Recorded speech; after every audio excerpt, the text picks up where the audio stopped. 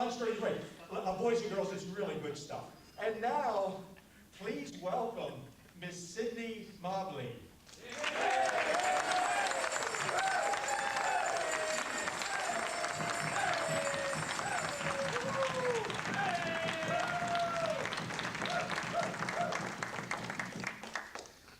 Hi, as you know, my name is Sydney Mobley, and I'm 11 years old.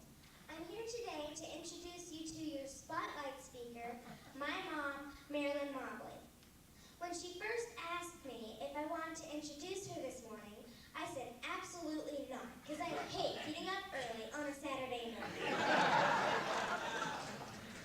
But then I got to thinking, and a sensible little girl like me is not going to say no to her mother 10 days before Christmas.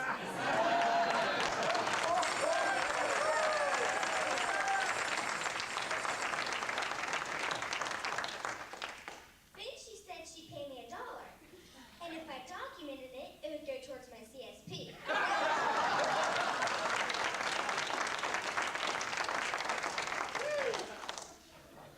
But the real reason I'm here today is because my mom will be saying my favorite family Christmas story. She's been telling me this story for about 10 years now, and I just came to hear you hear it. I hope you enjoy, and please welcome my mom, Marilynn Mobley.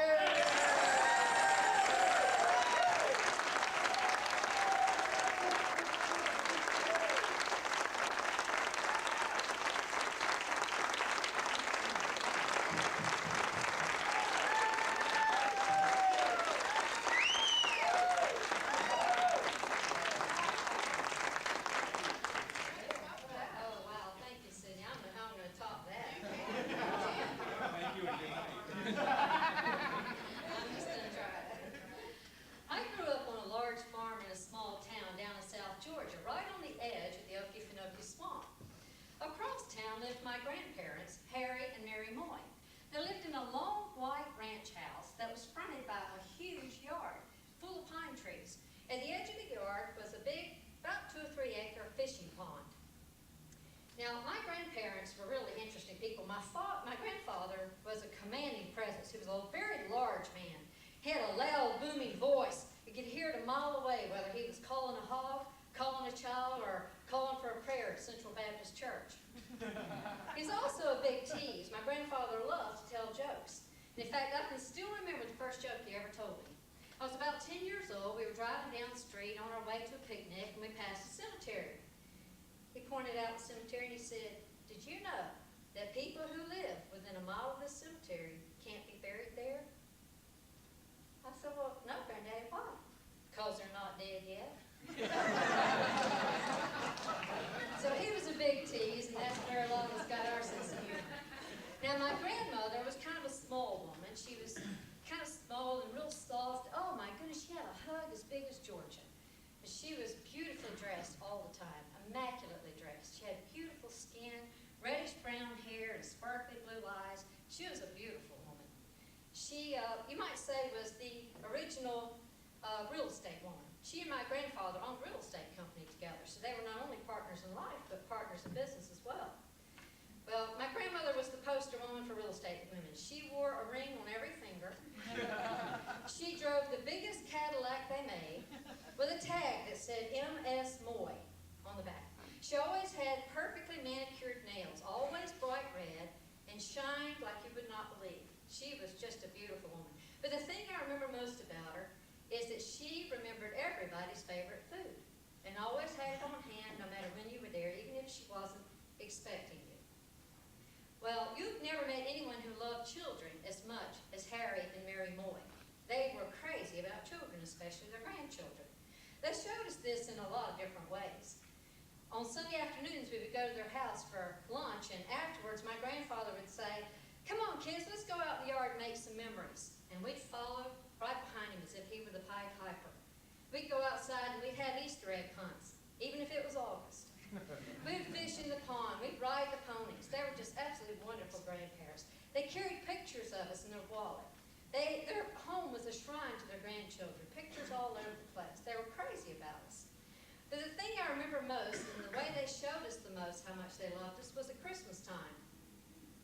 You see, I had these cousins who lived in Louisiana, but they would come home to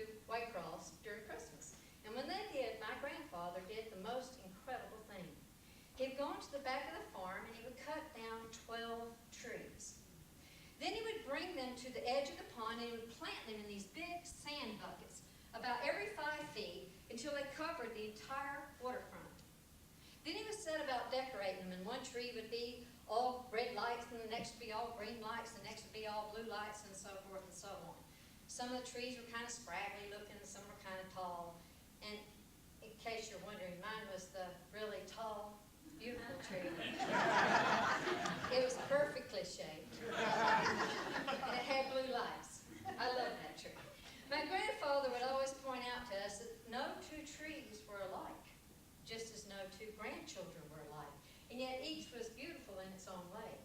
And when he flipped that switch on at night and those trees reflected in the water, it was the most beautiful thing you'd have ever seen. People would come from miles around to see these Christmas trees. The newspaper would always send out a photographer, and they'd take a picture, and then they'd put it on the front page of the Waycross Journal-Herald with a caption that let everybody know that Harry and Mary Moy's grandchildren were in town for the holidays. They really, really made us feel special. Well, the trees went up for the very last time. Well, I should tell you, first of all, that my grandfather really took advantage of having these trees up, by the way. He told everybody. I mean, the newspaper wasn't enough. He personally went on a mission to tell everybody about these 12 grandchildren. Sometimes, by the way, when people would come to see these trees reflecting on the lake, they would even go so far as to drive down this long gravel lane to the house, ring the doorbell, introduce themselves, and say, "I just had to stop and tell you what a beautiful Christmas scene this is."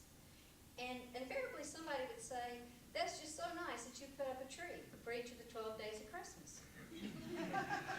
My grandfather would laugh and he'd say, "Oh no, that's not for the 12 days of Christmas." He said, "Let me show you something." He'd call us all into the foyer and he would introduce us. He'd say, "I have 12 grandchildren." And then he would introduce us. He'd say, in birth order, by the way, "This is Norris, Janice, the twins, Marilyn, Mary Kay, Neil, Joey, Sherry, Shay, Kathy, Kevin, Gretchen, and Paul." And after a while, we caught on to this.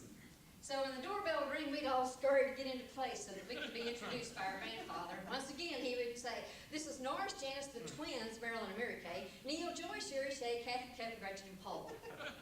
Then after the strangers had left, totally shell-shocked. By the way, I don't recall that anyone ever came back twice. But after they would leave, then we would go back to eating, which at their house was not an event so much as it was a process. We were the only people I know who had, for their Christmas meal, turkey, ham, and 12 side dishes. Because my grandmother wanted to make sure that every child there had their favorite food. So they were really special people, and they made us feel very special. The last time the trees went up was in 1978. Because on January 15th, 1979, my grandfather died of a heart attack at the age of 68. Once again, the family all got together for the funeral. It was absolutely amazing. 800 people filled Central Baptist Church. There were 120 just in the choir. They sang Amazing Grace, and appropriately enough, How Great Thou Art. And then person after person got up to the pulpit and they told stories about Harry Moy, what a wonderful person he was, and what an incredible impact he had on his community, on his church, and on his family. It was the first time that I realized how much of an impact one person could have on so many other people. I really realized that a lot of people loved my grandfather, not just his 12 grandchildren. He was really a special man. Well, about 2 weeks after the funeral, I came back to Waycross to visit one weekend. I was driving down the street. It was a very cold, dreary, ugly day. There were no leaves on the trees. Grass was brown. It was really miserable winter day. I suddenly had the urge to talk to my grandfather. So I drove down Plant Avenue. I turned left into Oak Lawn Cemetery. There were probably 2,000 tombstones in this cemetery, but my eye immediately went to his gravesite. Even from a distance, his tombstone seemed a little bigger, seemed a little brighter.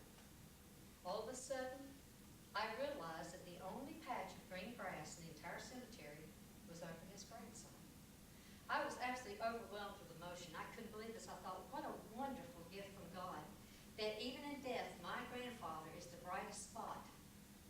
entire cemetery.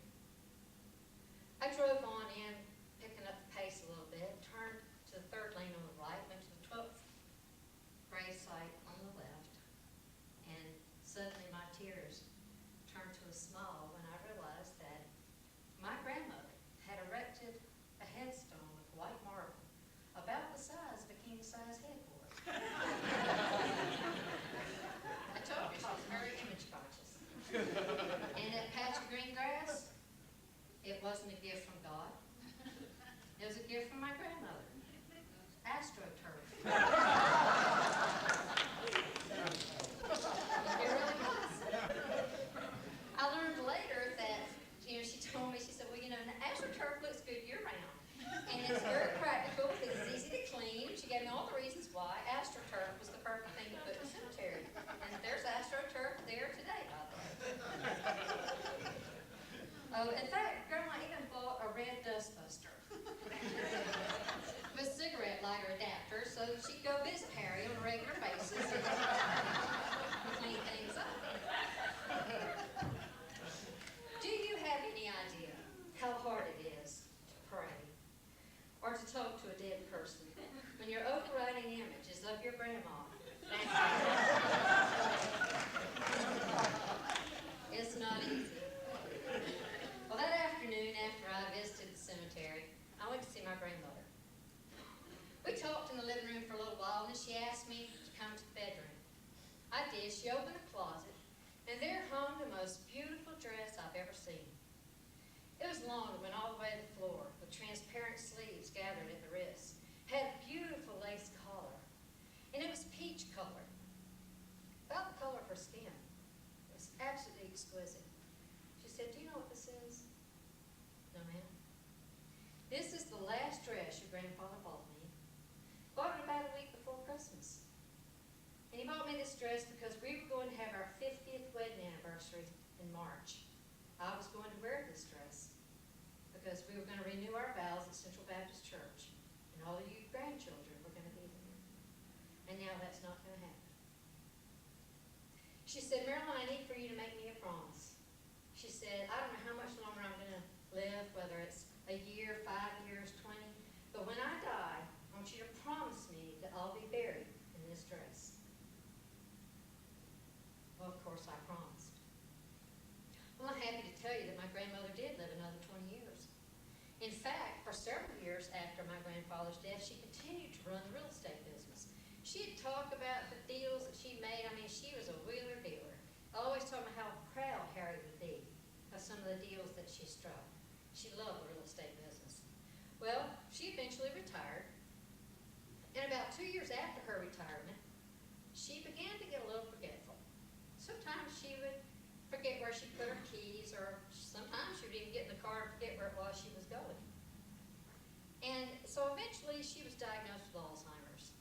She continued to live by herself for another couple of years, but the time came when she had to go into a nursing home.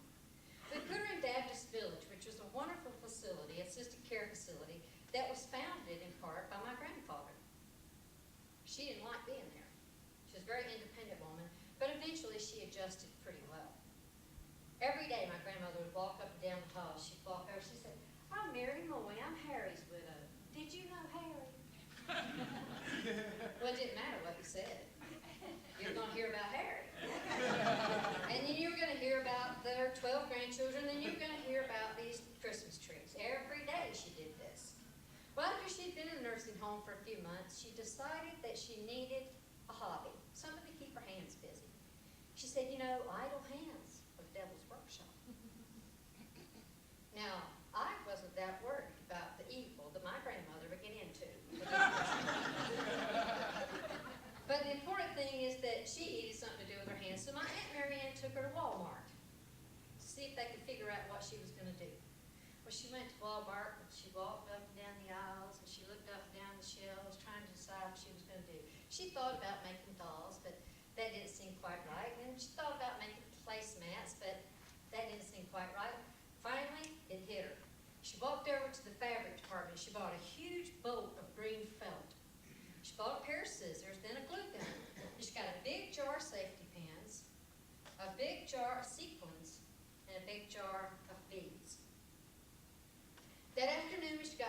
nursing home, she started the craft that she would make for the rest of her life. She took her scissors and very carefully she cut it. Zigzag, zigzag, until she made a little Christmas tree about this big. Then she would take her glue gun and she would very carefully place 12 shiny sequins on each tree. Then she would string beads across to decorate the tree. She would then turn it over and she would glue a safety pin onto the back to make a lapel pin. Every day, 365 days a year, for the rest of her life, she made Christmas trees. Now, you remember when your children were very small and say first or second grade, and they would come home with something that they had made, they would present it to you, and it was just so precious, and you'd look at it and think, oh, this is just so tacky. Well, that's kind of how these trees were. They were really tacky. But the important thing is that it was my grandmother's way of keeping my grandfather's memory alive. She loved making these trees. And every time somebody visited her, whether they came across the country or from across the hall, when they started to leave, my grandmother would say, "Did I give you a tree?" Well, it didn't matter what you said. You were going to get another tree. I probably have enough to wallpaper a bedroom. She was so proud of her trees. And every day she'd walk up and down the halls and she'd say, "I'm Mary Mobley. I'm Harry's widow. Did you know Harry?" And then she would give a person a tree. Well, my grandmother died of a heart attack on August 16th of 1998, 20 years after my grandfather died. And once again, the family all gathered for a funeral. And once again, the choir got together, and it was just an incredible service. I remember about an hour or so before the service, I went to the church, Central Baptist Church. There was no one there. My grandmother was laying up front in the casket, of course, in her beautiful peach gown, surrounded by beautiful flowers, all of which had been arranged in dozens. It was just absolutely an incredible sight. I saw her lying in the casket, and I walked up and I smiled and I looked down at her, and I took one of her trees and I pinned it right over her heart to say goodbye. Well, once again, person after person got up to the pulpit, and they talked about what a generous woman my grandmother was. They talked about how proud she was of her grandchildren. And the choir sang Amazing Grace again. And then they sang Precious Memories. It was an absolutely beautiful service. But you know what? It wasn't nearly as sad this time as it was when we lost my grandfather. Partly because I kept imagining that they were there in heaven, and of course he recognized her in her peach-colored gown. And I could just imagine him with his hands outstretched going, "Oh, Mary, you are so beautiful. Why, I knew you were exactly what that dress needed. But honey, that pen is tacky."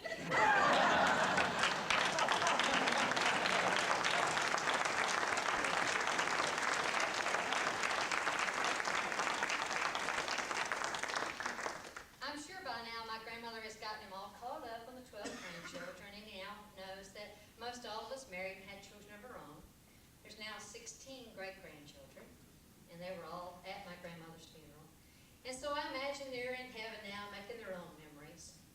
And here we are, still on earth, making our memories.